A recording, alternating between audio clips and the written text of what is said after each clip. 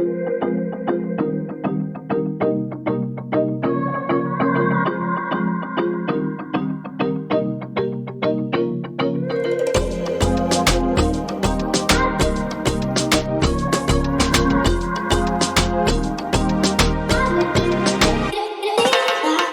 of we always want to be prepared. I'm always aware, always prepared. So if we're aware of the changes that might be happening, might not be happening, but if it's a positive step we can take in the direction of our future to, like I said, legalization is the end goal for a lot of us in the cannabis industry. So we would rather be prepared for it to happen rather than it all of a sudden to happen and us not be prepared to kind of handle the influx of customers we may get or opportunities we may have.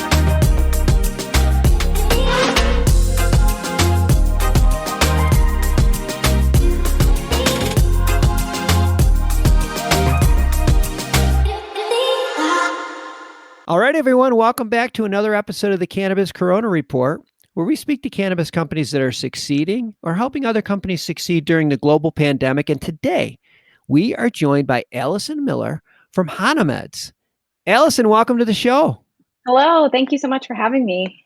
Well, I'm excited to speak with you today because Hana Meds is a gigantic company. I had no idea until I started digging into it. It's a completely vertically integrated processor, manufacturer. You even own dispensaries in Arizona. And you're also the parent company to several cannabis brands, including Dutchie, which, as I learned, is Arizona's first medical marijuana pre-roll brand. And that's where I want to start today. Why are Dutchie pre-rolls so popular? Dutchie, wow, what a roller coaster. The Dutchie pre-rolls, I mean, they're popular across the state, but I think the popularity kind of started with us, just the creators. Dutchie was created. It was definitely a big project to take on. It was a passion project. Everyone involved in the creation of the brand, we're all patients. We love the brand. So I really think that love kind of shines through the brand when we launched it out into the market. Everyone kind of got to saw how much we loved it personally. Yeah. We were, Dutchie's number one fans from the beginning, and we were able to just kind of share that with the state of Arizona. People see that. I think they respect it. And it's grown with love when you smoke one. Well, it's authentic. It's like you're walking the walk, you talk the talk. Smoking is the preferred method of consuming cannabis still. But back at the beginning of COVID, we were hearing that in some places there was a shift from flowers to edibles. Did that happen in Arizona? I personally don't think so. I think we definitely had a lot of people that were thinking about it, that were hesitant about it, but by no means was there a huge shift. I think people probably took the opportunity to begin to explore edibles maybe for the first time.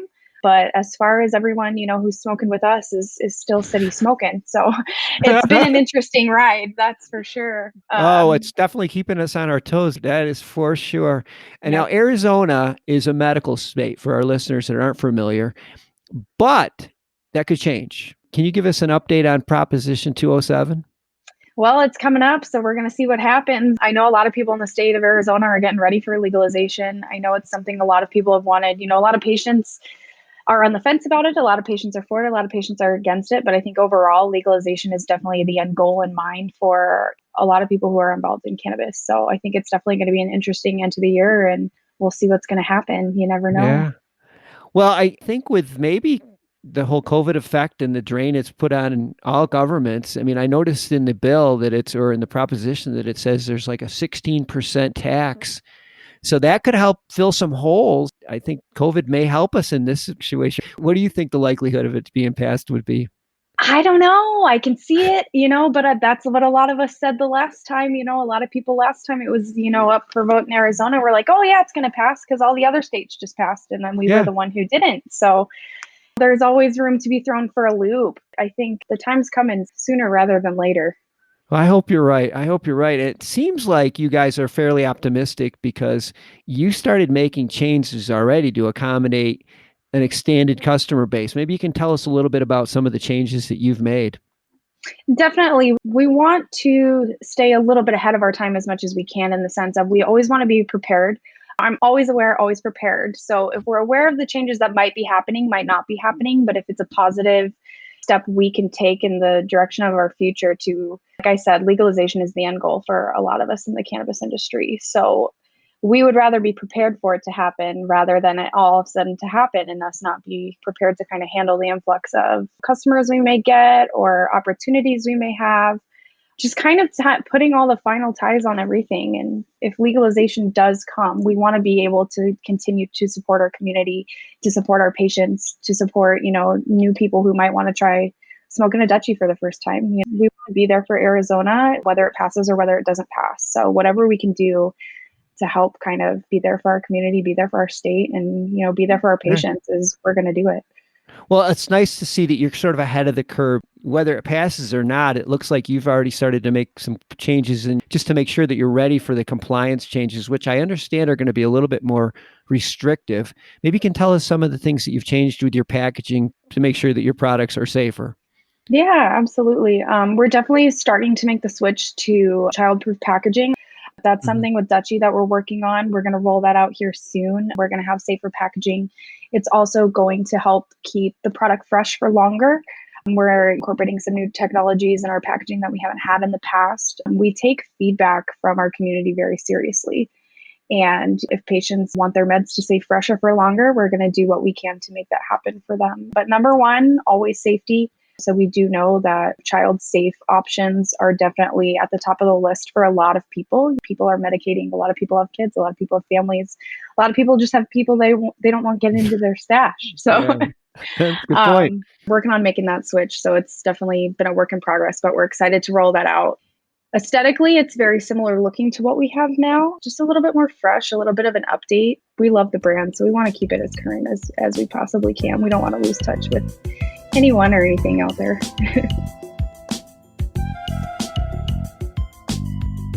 I noticed there was a bag that you're going to start putting your pre-rolls inside the package. Is it called a Terp Block Bag? Yeah, we've partnered with a company. Grove Bags is the company that we are working with. Their bags utilize Terp Block technology, which helps with oxygen and humidity elements. It helps prevent UV ray damage, anti-static, just overall durability. It's pretty fantastic.